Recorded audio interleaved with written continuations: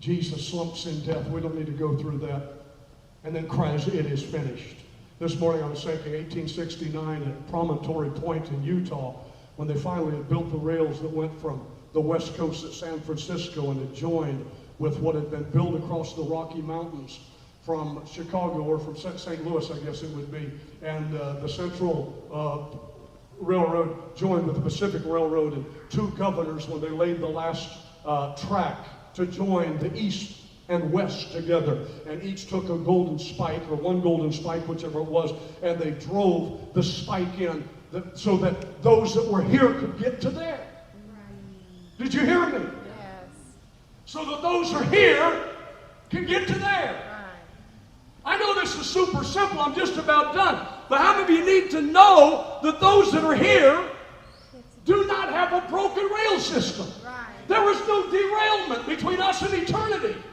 Because the spikes, a golden spike, was driven through the heel and through the hands of Jesus. And the governor of this side, that is what? Adam. And the governor of that side, that is the Lord, met together at a point.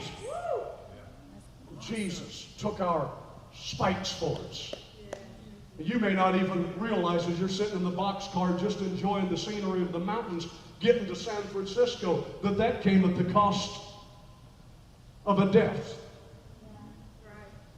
Let's get close. His beginning, his birth, his boyhood, his baptism, his battles, his blessings, his betrayal, his blood. And then the eyes that had looked on Adam and the creation slumped in death.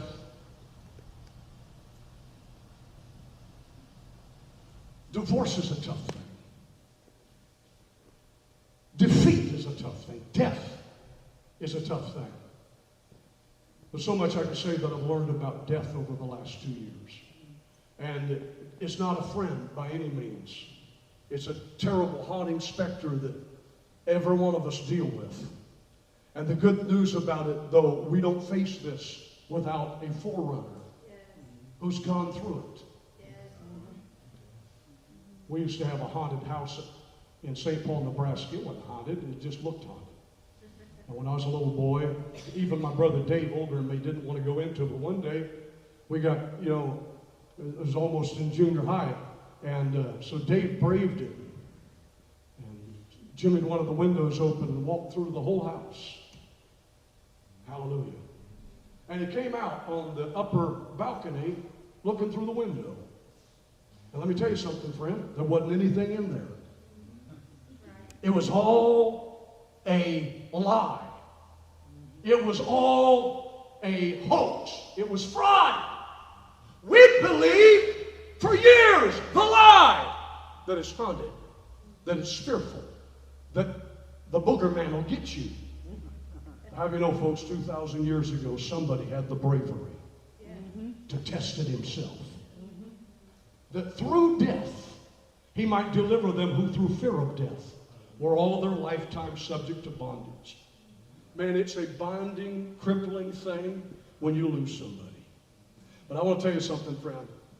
I don't have to fear for tomorrow because he lives. I can face tomorrow. I was going to wax eloquent when I closed. I was going to say, and I rehearsed this. I told her, just be quiet for a minute because I got to run through this.